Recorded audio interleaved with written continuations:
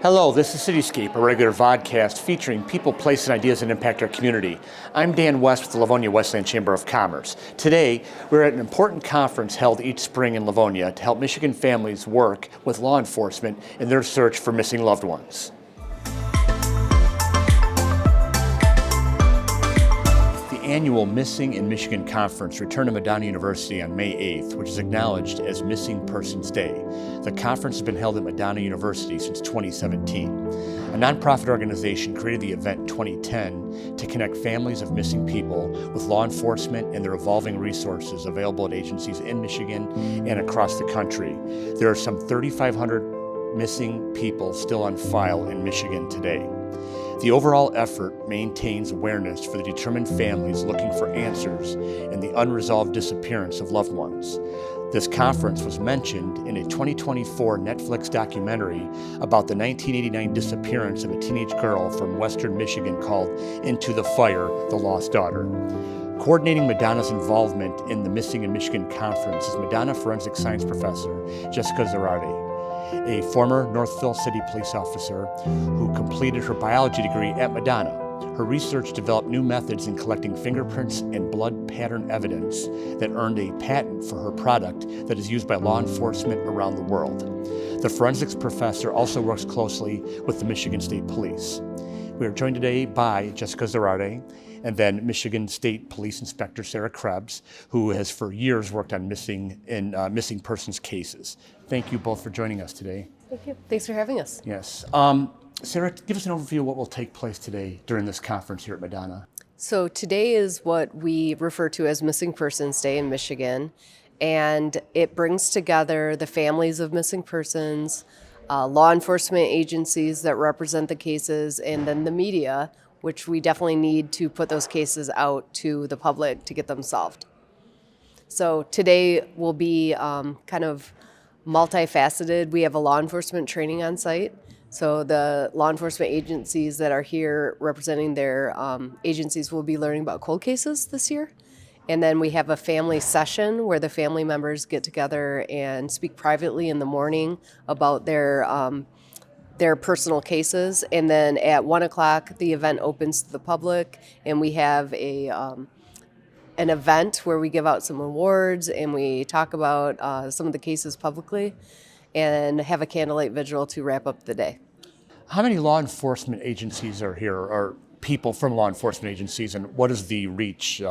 Federal, state, county, local? So it's federal, state, county, local. Everybody is represented in the law enforcement training. We have about, looks like 70 different officers here on site. And the reason we coupled our event with a law enforcement training is not only to highlight what advances in technology have come to law enforcement over the years to help solve these cases, but also to integrate them with our family members and to give them that victim impact that is so necessary to get their buy-in on some of the cases. Jessica, your role here at Madonna, what did you do? What did it take for you to start bringing the Missing in Michigan Conference here to Madonna? So when Sarah founded Missing in Michigan, it started in southeast Michigan. Ford Field was the first event. And then for the next 5 years, it moved around the state. But we found that the metro area had the greatest need, and we really needed a home base to hold this, because a lot of our time planning the event was facilitating locations. And so it just was a natural fit, because our students were already volunteering and I was already helping with the event, that we would just see if we could host it here permanently, which alleviated a lot of burden on us trying to plan the event every year, knowing that we had a host location. And we've been here since 2017.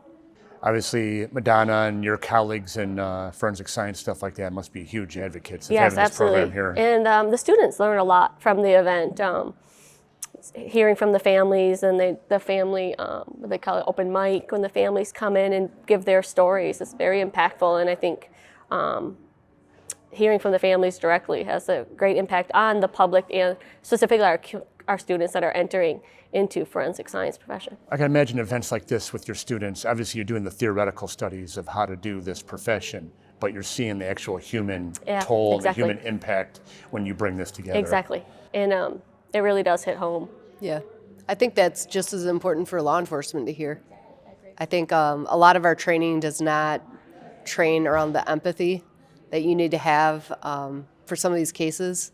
These cases go on sometimes for decades, and law enforcement sometimes isn't equipped with the skills necessary to deal with the families and keep up with a case that once it goes cold, and you have no answers for them of how do you still reach them and keep them informed. So this event kind of will help alleviate that at times. It gives the family members a place to go and seek advocacy outside of the law enforcement agency, which sometimes that's the best place. You spent a lot of your career, Inspector Krebs, on investigating missing persons cases. Thus, that's why you started this conference back in 2010. I guess talk about the annual interaction with these families and law enforcement. Just talk about the ongoing process and why it's so important to meet on a consistent basis like this. Well, what we found is that the family members come back every year, and it's the same families. And what surprised me was when we would solve one of their cases and they would still come. And they don't come because they need their case solved anymore. They come because they want to support those other families that are entering this type of grief. And we see that today with Kevin Graves' family. His case was just solved. They found his body recently, and the Graves family is here today, which I think is very impactful to those other families, that they're here to support them now. And we see that in a lot of our cases when they do get solved, that the family members will still come and still support the new families that are, Talk about how you handle the understandable emotions, and you kind of alluded to this already, but it seems like you got this multifaceted role of investigator, advocate, counselor when you're meeting with the families today. I guess talk about how you, personally and professionally balance all that in dealing with families effectively. Well, I can't say it's for everybody, and this is one of the skill sets that not everybody going into law enforcement gets. And so it takes a special person, I think, to work missing persons cases because you have to be an advocate and you have to understand the grief that the family's going towards. What I find is if somebody isn't built for that, because we're going to have people that enter law enforcement that just aren't going to be good at this part, is having an event like this, where you can direct the families to go and find advocacy. And that's why we have tons of volunteers. Even our Madonna students are coming in and advocating for the families. And they meet all other families as well, which is probably the best advocacy that you could get as the member of a missing person's family, is to find another family that is going through the same thing that you are. And Jessica, to you being an instructor, as the inspector just mentioned about with students, how do you try your best, because it's hard to do something like this until you're actually in it, but to educate the students the best you can on being that advocate, investigator, the empathy, the counselor, all that stuff in these types of cases? Yeah, I think just teaching the students empathy. A lot of my students will be working scenes. They won't be working with families or in the lab doing evidence analysis, but just understanding that when they're analyzing DNA and coming up with conclusions, there's real people that are associated with those profiles. When we're identifying, decedents, there was someone's loved one, someone's family member, and just having that empathy and understanding that isn't just science. There's a real world implications there. After this day, talk about how you two and other partners will collaborate to help these families going forward. I think we should talk about the Missing in Michigan Facebook page. Yeah. I feel like that has grown leaps and bounds, and I feel like a lot of the families use that to communicate year-round. Yeah. How many members are on the Facebook page? I believe 134,000 members that belong to our Facebook group, and that is that's the 24/7, 365. It is always running. We have moderators that some of them are here today as advocates, and they moderate the material that's going out on that page to make sure that it's vetted by law enforcement. And they could share real missing persons cases that have been submitted to law enforcement real time, looking for certain missing people, missing teenagers. And you know how fast information on Facebook goes. If you have someone missing in your community, it can get information out really quickly. Well, I guess social media is helpful because it's another resource. I mean, there's only so many law enforcement resources available to work on this stuff, so it's another way of it working. And you see so many of these Netflix documentaries, modern cases are solved by social media. A lot of breakthroughs, a lot of leads Tons. are produced through that. So I imagine that's very Yes. helpful to what you folks do. It is, yeah. It's just important to make sure that the information is correct and that it is vetted by law enforcement, because there is a lot of stuff that goes out on social media that I will say is not. And we try to make sure that Which is another value in that Facebook page through Missing in Michigan, is that our information, if you see something coming through Missing in Michigan on your Facebook profile looking for a missing person, then it has been vetted. Tell us about the yellow ribbons that everyone's wearing here today. All right, so the yellow ribbons signify all the missing people in Michigan currently. What do we say, 3,500 at this point, which is down a little bit from last year, which is great, which means what we're doing is working, yeah. And it just kind of puts a number perspective when you walk into the event to see a ribbon for every missing person and that amount of numbers. It's impactful. Yeah, we have a part in our Candlelight Vigil where everybody that's wearing a ribbon recognizes that that family might not be here, and to think about them and hope that they come home. And one last question for you, Inspector. In your career working on these cases, what percentage were found dead, which were found alive? I would say a lot more are found alive than dead. So, Which is encouraging. yes, most of the missing person cases, when we get them, if they're a fresh case, meaning they just went missing, we find them alive.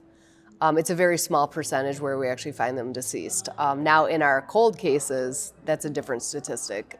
So we have cases going back into, even the 1950s that we still have on the books, where we haven't located these people. Those cases are more likely to be found deceased. Well, Inspector Krebs, Professor Zerardi, we thank you not only for the efforts and congratulate you on all the efforts, but thank you for finding time to talk to us today. So, thank you. Alexis Theek is a Madonna student studying forensic science, a career path inspired by the heartbreaking story of her uncle Kevin, who disappeared at a concert on the west side of the state in 2018. His remains were found in 2024 near the concert venue. Alexis, thank you for taking time to share your story with us today. Can you share with us what happened to your uncle and how he was found? Yeah, so he went up to the festival in 2018 with a girlfriend and a couple of friends. And she had been there numerous times. He had never been, but he was super excited. A few days before the concert ended and they were coming home, we got a call that she couldn't find him. This was after she had already came home, got her dad, went back up there, tried to find him, then came all the way back home to file the police report. We did search after search, nothing. We searched over 5,000 acres and came up with nothing. And over the 6.5 years, we did press releases, we did anything we could. And unfortunately, in 2024, on New Year's Eve, we got the two detectives came to my grandparents' house. And sure enough, he was gone. And I got the call right before going to a party with friends. I'll never forget it. And and it was determined like a week later that it was him. Your family was a part of this conference through the years, going to it. Can you talk about what this conference meant to your family as you're trying to look for answers on what obviously happened to your uncle? So this conference we didn't even know existed until our advocate, Kelly Bors, had mentioned it. We started going, and the first year we were able to submit DNA. We were able to give pictures. We did so much stuff to put his name in CODIS, NamUs, whatever it may be that we could, and it gave us resources that we didn't know existed. And then as the years came, it became more of a support thing, because unless you've been through it, you don't really know the pain. It's not a normal grieving process. It's not a normal process at all. Mm-hmm. Unless you've been through it, you don't know. And I've had friends even to this day tell me, oh, well, you should just get over it. I mean, you've had 6.5 years to grieve it. No, it's been, every year has been a different process of grief, from hoping that he'd come walk through the door, to hoping we'd find his body, to now hoping we get answers. And this conference, as along with others, that I've attended has allowed me to not feel as alone in this, because you do feel alone. Well, and also there's got to be a distinct exhaustion to hoping he's still out there and we're gonna find him one day, but you also realize there's a likelihood of him not being found And alive. I think that was the part that I hated the most, getting that call that he was gone, was because there was no more hope he was coming home. Even 6.5 years later, in your mind, you know he's gone. You're still holding on to that hope. You hold up to that 1%, and for that to be ripped away is even a different pain. It's undescribable. Well, you and your family, unfortunately, you found your uncle the way that happened in December, but it's several months later, and your family's here at the conference today. Yeah. Why is it important for your family to be a part of this, even though your uncle has been found? Because we still relate to these people.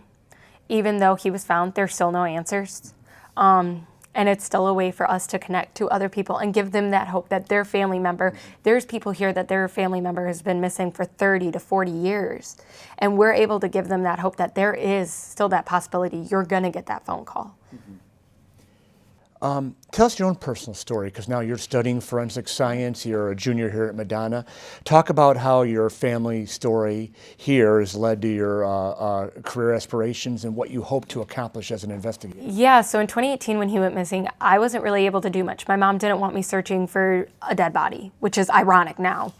But I wanted to do something. I seen the discrepancies between the police aspect and then our family aspect, and I wanted to help families. I didn't know if we'd ever get answers, but I wanted to be the one to give families answers.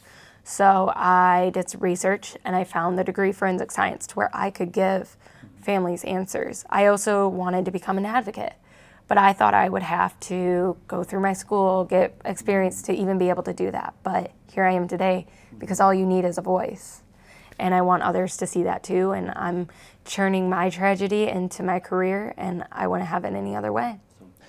Well, Alexis, I'll say I'm sorry about what happened to your family, but I applaud you for your using your energies and your experiences to try to make the world a better place. We wish you all the best going forward. Well, thank you so much. Very good. So, thank you for your time. For more details on this conference, visit the website missinginmish.com. Again, missinginmish.com. That's all the time we have for this edition of Cityscape. We thank you for watching, and we'll catch you again next time.